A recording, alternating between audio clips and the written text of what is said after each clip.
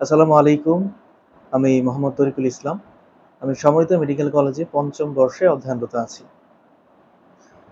আমি আজকে একটা বিষয় নিয়ে কথা বলতে চাই। যে বিষয়টা আজকাল আমাদের সমাজে এবং শিক্ষাঙ্গনে খুব কটূক্তি তৈরি করে দিয়েছে এবং আমাদের অনেক বেশি আক্ষেপ তৈরি করছে, যেটা স্বাস্থ্য ক্ষেত্রে এবং শিক্ষা ক্ষেত্রে ২ ক্ষেত্রেই। আসলে মেডিকেলে পড়া লাখো মানুষের স্বপ্ন। অনেক মানুষ স্বপ্ন দেখে সে একজন ডাক্তার হবে এবং সে মানুষের সেবা করবে। যার উপর মানুষ ভরসা করবে, যার কাছে মানুষ ভরসা করে তার সমস্যা কথা বলবে এবং সে সমাধানের চেষ্টা করবে। আর অবশ্যই সেই সমস্যাটা হবে রোগ সম্বন্ধীয়। কিন্তু মানুষের এই স্বপ্ন কেন দুঃস্বপ্নে পরিণত হচ্ছে? কেন মানুষ যে স্বপ্নটাকে নিজের জীবন ধারণের বা সামনের জীবনে বাস্তবায়নের চেষ্টা করবে, সেই স্বপ্নটা কেন মারিচাপা পড়ে যাচ্ছে হতাশার রোষানলে? কেন তারা বেছে নিচ্ছে শুধুই হতাশার কারণে মৃত্যু বা আত্মহত্যা? যেখানে চান্স পাওয়া খুবই কঠিন, লাখ টাকা খরচ করে মানুষ প্রাইভেট মেডিকেলে পড়াশোনা করছে শুধুমাত্র ডাক্তার হবার জন্য, সেখানে যারা সরকারি মেডিকেলে চান্স পাচ্ছে তাদের ক্ষেত্রে বিষয়টা রীতিমতো একটা সোনার হরিণ পাওয়ার মতো বা তার থেকে বেশি, যেখানে নামমাত্র খরচে ডাক্তার হয়ে বের হবে। তা এখন আসলে বিষয়টা কি হচ্ছে? আমরা সবাই সফলতা নিয়ে কথা বলি, কিন্তু যারা বিফল হয়ে আছে, বিফল হয়ে হতাশাগ্রস্ত হয়ে জীবনকে শেষ করে দিচ্ছে, তাদের নিয়ে আমরা কথা বলতে চাই না। আমরা মনে করি যে তাদেরকে নিয়ে যদি আমরা কথা বলি, তাহলে হয়তোবা এটা আমাদের জন্য লজ্জার বিষয়, যে তারা বিফল হচ্ছে, তারা আটকে গেছে, তাদেরকে নিয়ে কেন বা কথা বলবো? কিন্তু আমার প্রশ্নটা হচ্ছে, সবাই কি সফল হচ্ছে? সবাই তো সফল হচ্ছে না। অনেকেই আটকা পড়ছে। কেউ প্রকাশ্য নিজের জীবনকে শেষ করছে, কেউ বা তিলে তিলে শেষ করে দিচ্ছে। কারণটা কি? আজকে আমরা এই বিষয়টা নিয়ে কথা বলবো। আমি আজকের ভিডিওটাকে ৩টা ভাগে ভাগ করেছি। প্রথম ভাগটা হচ্ছে মেডিকেলের শিক্ষা ব্যবস্থা এবং শিক্ষা অঙ্গনে ছাত্রদের যে অবস্থাটা তৈরি হয়, সেই বিষয়টা নিয়ে আমি কথা বলবো। দ্বিতীয় বিষয়টা হচ্ছে যে সহপাঠীদের আমরা সম্মুখীন হই মেডিকেল জীবনতে, সেই সহপাঠীদের সম্পর্কে আমি কথা বলবো। এবং একজন ব্যক্তি জীবনে মেডিকেলের শিক্ষার্থী হিসাবে আমাদের কি করণীয়, যাতে আমরা হতাশায় ভুক্তভোগী না হই, সেই বিষয়টা নিয়ে আমি আজকে কথা বলার চেষ্টা করব। প্রথম বিষয় আমি বলবো মেডিকেলের শিক্ষাঙ্গন।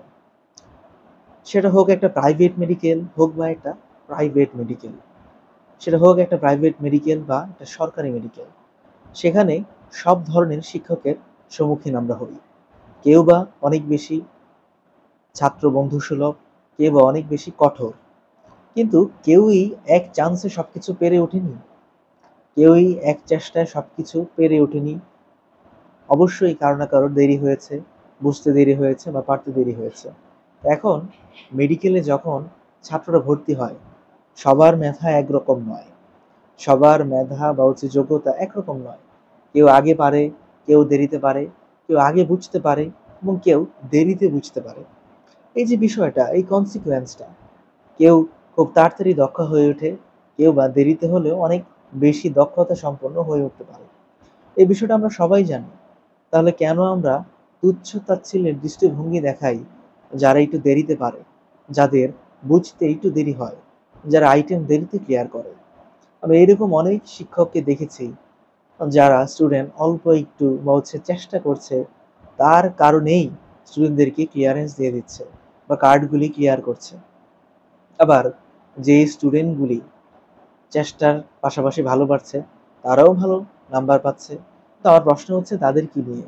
যারা একটু দুর্বল, যাদের একটু বুঝতে সমস্যা হচ্ছে, তার তাদেরকে কেন আটকে দেওয়া হচ্ছে? তাদেরকে একটু বোঝানো কেন যাচ্ছে না? তাদেরকে কেন একটু সময় দেওয়া হচ্ছে না? আসলে এই প্রশ্নটা শুধুমাত্র আমার একার প্রশ্ন নয়, আমার মতো হাজারো শিক্ষার্থীর প্রশ্ন, যারা শুধুমাত্র কিছু সংখ্যক আইটেমের জন্য আটকে আছে, শুধুমাত্র কিছু সংখ্যক পরীক্ষার জন্য প্রিপারেশন ভালো, কিন্তু একটু ভয়ের জন্য, ভীত সন্তুষ্ট হওয়ার জন্য আটকে আছে। তাদের জন্য এই কথাটা আমি বলবো। আমি একটা অভিজ্ঞতা শেয়ার করতে চাই। আমার একজন বন্ধু, সে আমাকে বলতো, সে আইটেমের টেবিলে যাওয়ার আগে তার অনেক ভয় কাজ করে। তার অনেক ভয় কাজ করে যে সে ভয়ের কারণে আইটেমে ভুল বলে ফেলতো এবং সে পেন্ডিং খেয়ে আসতো। আমি বললাম তাকে যে তুমি যখন আবার আইটেম দেওয়ার জন্য যাবে, তুমি অবশ্যই তোমার শিক্ষককে এই কথাটা বলবে যে তোমার আইটেমের টেবিলে ভয় লাগে। শিক্ষকের সামনে তুমি প্রকাশ করবে যে আসলে তোমার দুর্বলতাটা ঠিক কোথায়। তাহলে তোমাকে ওই শিক্ষক কনসিডার করতে বাধ্য, কারণ সেও এই আইটেম বা পরীক্ষা পাশ করে ডাক্তার হয়ে বের হয়েছে। তা আমাদের শিক্ষকদের আমি একটা অনুরোধ করব, যারা দেরিতে পারছে বা হচ্ছে ইজিলি ক্লিয়ার করতে পারছে না, তাদেরকে একটু সুযোগ দিন, তাদেরকে একটু সময় দিন, তাদেরকে একটু বুঝতে দিন, তারাও পারবে। এখন আমি শিক্ষার্থী বৃন্দদের নিয়ে কথা বলবো, আমার সহপাঠীরা, আমার ছোট ভাই ও বোনেরা, যারা সদ্য মেডিকেলে এডমিশন নিচ্ছ, তাদের উদ্দেশ্যে আমি কিছু কথা বলতে চাই। আমার কথাটা হচ্ছে, আমরা মেডিকেলে অনেক বেশি ডিসক্রিমিনেশনের শিকার হই। যেমন আমরা যেই সংখ্যক স্টুডেন্টরা পড়াশোনা একটু ভালো পারে, একটু ভালো বুঝে, তারা না দুর্বল স্টুডেন্টদেরকে বুঝাতে চায়। তারা মনে করে যে তারা একটু বুঝাবে, তারা একটু সাহায্য করবে, এতে বুঝি তাদের অনেক কিছু ক্ষয় হয়ে যায়, এতে বুঝি তাদের নাম্বার কমে যায়।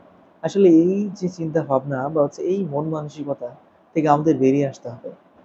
আমি নিজের বন্ধুশালায় যে অভিজ্ঞতাটা ফেস করেছি সেটা আমি বলি।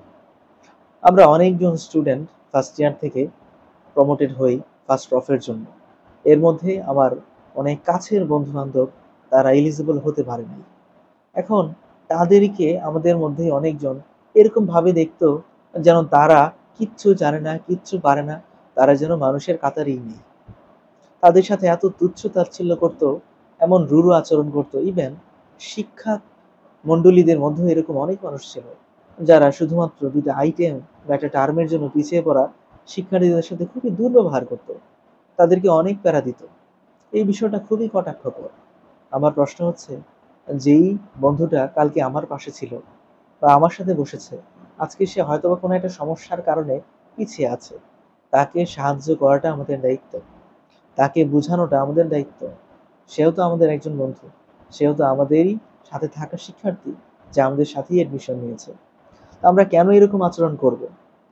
আমি কয়েকদিন আগের একটা ঘটনা দেখলাম, রাজশাহী বিশ্ববিদ্যালয়ের অন্তর্ভুক্ত একটা মেডিকেলে একজন শিক্ষার্থী মারা গিয়েছে সুইসাইড অ্যাটেম্প করে। কেন? কারণ তার সাথে যে শিক্ষার্থীরা ছিল, তারা বর্তমানে ইন্টার্নি করছে, কিন্তু সে থার্ড ইয়ারে আটকে আছে। তার সেই আটকে পড়ার পিছনে শুধুই কি সে দায়ী? তার শিক্ষকরা কি দায়ী না? তার যে বন্ধু বান্ধবরা ছিল, তার যে সহপাঠীরা ছিল, তারা কি দায়ী না? আজকে তার এই অকাল মৃত্যুর জন্য আসলে কে দায়ী? শুধু কি সে? আমরা কি শুধুই তার দিকে আঙুল তাক করতে পারি? পারি না তো। কারণ এর পিছনে আমরা নিজেরাও দায়ী। এই শিক্ষা ব্যবস্থাটা কেমন জানি খুব বিষাক্তকর হয়ে উঠেছে। কেউ কাউকে সাহায্য করতে চায় না, আমরা বিন্দু মাত্র ছাড় দিতে চাই না। কি এমন হয়? আমরা ভুল করি না? আমরা কি ভুলে যাই না? ভাইবা বোর্ডে যখন একজন শিক্ষার্থী উপস্থিত হয়, তখন সারাটা বই তার মাথায় নিয়ে সে উপস্থিত হয় একজন আননোন মানুষের সামনে, যাকে সে কখনই দেখতে পায়নি। যে অন্য একটা মেডিকেল কলেজ থেকে চলে আসে একজন প্রফেসর, সেই প্রফেসরের সামনে সে প্রশ্নের উত্তর দেবে। এখন সে প্রশ্ন প্রফেসরের সম্পূর্ণ নিজের, কোনো তার জানার বা আনাচে কোনাচের জানাশোনার মধ্যে নয়। এখন একটা ছাত্র, তার থ্রট ব্লক হয়ে যাওয়া, তার ভুলে যাওয়া, আকস্মিকভাবে ইতস্তগ্রস্ত হওয়াটা কোনো অস্বাভাবিক কিচ্ছু না। একজন ছাত্র এরকম ভুল করতেই পারে, একজন ছাত্র এরকম ভুল করতেই পারে, তার দ্বারা ভুল হতেই পারে। আমরা নিজেরাই তো খুব বড় করে বলি মানুষ মাত্রই ভুল। তাহলে মানুষের ভুলগুলিকে কেন আমরা বড় করে দেখছি? কারণ আমরা সুযোগ দিচ্ছি না। একটা ছাত্র যখন একাধিকবার আইটেম দেওয়ার জন্য আসছে, একাধিকবার টার্মের টেবিলে বসছে, তাকে কি আমরা একটু স্যাক্রিফাইস করতে পারি না? তাকে কি আমরা একটু সহানুভূতি দেখাতে পারি না? আর আমরা যারা সহপাঠীরা আছি, তারা কি একটু সাহায্যের হাত বাড়িয়ে দিতে পারি না? যে বন্ধু, আমি জানি তুই পারবি, তুই চেষ্টা কর। দুর্বলতা সবার আছে, আমারও দুর্বলতা আছে। তোমারও দুর্বলতা আছে। সবাই যে কোনো একটা ফিল্ডে দুর্বল। পড়াশোনার মধ্যেই অনেক ভালো স্টুডেন্ট আছে, কিন্তু এমন একটা কোশ্চেন আছে সেটা সেও পারে না। বাস্তবতার সামনে সবাই ঝুঁকে যায়, এটাই বাস্তবতা, মানতে হবে। আমি শিক্ষার্থীদের উদ্দেশ্যে একটা কথাই বলবো, এই মেডিকেল জীবনটা সেবামূলক একটা জীবন। এখান থেকে বের হয়ে কেউ বিল্ডিং করবে না, কেউ গাড়ি বানাবে না, কেউ সার্কিট তৈরি করবে না, মানুষের জীবন বাঁচাবার চেষ্টা করবে যারা ডাক্তার নামধারী মানুষ। আবার একজন কাজী আমাকে একটা খুব সুন্দর কথা বলেছিলেন। সে বলেছিল, একজন সাধারণ মানুষ তার জীবনে একবার মাত্র বাঁচতে পারে, আর একজন ভালো ডাক্তার এক জীবনে হাজারো জীবনকে বাঁচাতে পারে। অবশ্যই সেটা আল্লাহর ইচ্ছায়, কিন্তু সে চেষ্টা তো করে, তাই না? এখন আমাদের একজন ভালো ডাক্তার হওয়ার আগে একজন ভালো মানুষ হতে হবে, এটাই হচ্ছে সবচেয়ে বড় বিষয়। এখন আমি ব্যক্তি হিসেবে একজন শিক্ষার্থীর উদ্দেশ্যে কথা বলবো। আমরা সবাই জানি, আমরা সবসময় যা চিন্তা করি, যা চাওয়ার ইচ্ছা পোষণ করি, সবসময় কি তা হয়? হয় না। আমাদের একটু চিন্তা রাখতে হবে যে আমরা ইন ফিউচারে যখন একজন ডাক্তার হব, আমরা যখন প্রফেশনাল ভাবে একজন পেশেন্টকে ট্রিট করতে যাব, সে পেশেন্ট এসে আমাদেরকে কি বলবে জানেন? সে এসে বলবে, ডাক্তার সাহেব, আমার সমস্যা হচ্ছে, আমার খুব কষ্ট হচ্ছে, আমার এই কষ্ট থেকে নিরাময়ের ব্যবস্থা করেন। আর একজন মানসিক রোগী যদি আসে, সে বলবে, এই পৃথিবীতে আমার বাঁচার কোনোই ইচ্ছা হয় না, কারণ আমি সব দিকে শুধুই যন্ত্রণা দেখি। এখন আমাদের মধ্যে যারা দুর্বল চিত্তের মানুষ, যাদের মনে আবেগ অনেক বেশি, তারা কি মনে করবে? তারা মনে করবে যে এই সাধারণ মানুষটা, ওর এত বিষাদ, এত যন্ত্রণা, তাহলে আমার মধ্যে আসলে কি হয়, আমার মধ্যে কেমন যন্ত্রণা হয়ে ওঠে। এই যে বিষয়গুলি, এই বিষয়গুলি চিন্তার বিষয়।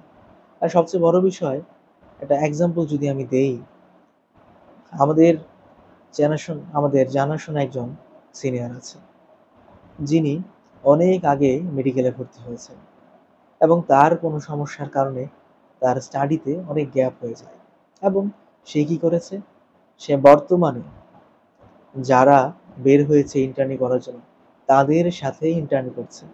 এরকম আরো অনেক উদাহরণ আছে যারা দেরি করে মেডিকেল থেকে বের হয়েছে, এবং তারা খুব তাড়াতাড়ি ভালো ডাক্তার হতে পেরেছে এবং ভালো জায়গায় নিজেদেরকে প্রতিষ্ঠিত করতে পেরেছে, এবং তারা খুব সহজেই তাদের পোস্ট গ্রাজুয়েশন কমপ্লিট করে ফেলেছে, তবে আজকে তারা খুব ভালো জায়গায় আছে। এখন আমরা যেই স্টাডি বা হচ্ছে যে পড়াশোনাটার মধ্যে আছি, সেটা সম্পূর্ণ একটা ধৈর্যের পরীক্ষা। সব জায়গায় যেই কোনো সেক্টরে আপনি যান না কেন, সেখানে ধৈর্যের পরীক্ষা দিয়ে এবং আপনাকে সহনশীল হয়ে তারপরে চিন্তা চক্ষু দিয়ে নিজের পারিপার্শ্বিক অবস্থা এবং নিজের সিদ্ধান্তকে যাচাই করতে হবে। আপনি যদি মনে করেন যে আপনি চলে যাবেন পৃথিবী থেকে, তাহলে আপনার সমস্যা শেষ, তাহলে আপনি সম্পূর্ণ একটা বোকার রাজ্যে বসবাস করছেন। আপনি শেষ হওয়া মাত্রই আপনার কোনো সমস্যা শেষ হচ্ছে না। আপনার পরিবার, আপনার পরিবারের মানুষজন, আপনার আত্মীয় স্বজন, সবার স্বপ্ন আছে, সবার একটা হক আছে, সবার অধিকার আছে আপনার উপর। সেই অধিকারটার কথা চিন্তা করুন। বাবা মার হাসির কথাটা চিন্তা করুন, যেই বাবা মা তার সর্বস্ব ত্যাগ করে আপনাকে একটা মেডিকেল কলেজে পড়ার চেষ্টা করেছে, ভর্তি করেছে, তাদের কথা চিন্তা করুন। তাদের স্বপ্নতার কথা চিন্তা করুন।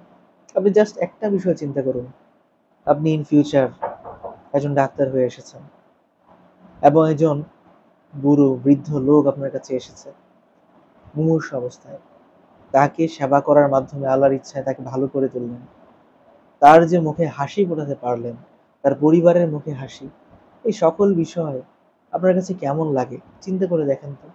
আপনার কাছে কি মনে হয় না আপনি একটা রহমত প্রাপ্ত হচ্ছেন এই সেবা করার মাধ্যমে? আশা করি পরিশেষে আমি একটা কথাই বলতে চাই, এই জীবন যুদ্ধে সবাই যোদ্ধা, কেউ হারে, কেউ জিতে, কিন্তু যুদ্ধ চলমান। যে হেরে থেমে থাকবে তার জীবনের কোনোই মূল্য নেই, কিন্তু যে হারার পরে উঠে দাঁড়াবে এবং নতুন করে লড়াই শুরু করবে সেই প্রকৃত যোদ্ধা। যোদ্ধার পরিচয় লড়াইয়ে হার জিতে নয়, জীবন যুদ্ধে সবার যুদ্ধ করে যেতে হবে, এটাই বাস্তব। আমি একটা বিষয় জানাতে চাই, 31 তারিখ থেকে আমাদের ফাইনাল পেশাগত পরীক্ষা শুরু হবে। আমি আমার বন্ধু বান্ধব, আত্মীয় স্বজন সবার কাছে দোয়া চাচ্ছি যেন আমি একজন ভালো ডাক্তার হয়ে বের হতে পারি মেডিকেল কলেজ থেকে, এবং নামের পাশে ডাক্তার উপাধিটি যুক্ত করতে পারি এবং মানুষের সেবায় নিজের সর্বস্ব দিতে পারি। আসসালামু আলাইকুম ওয়া রাহমাতুল্লাহি ওয়া বারাকাতুহু।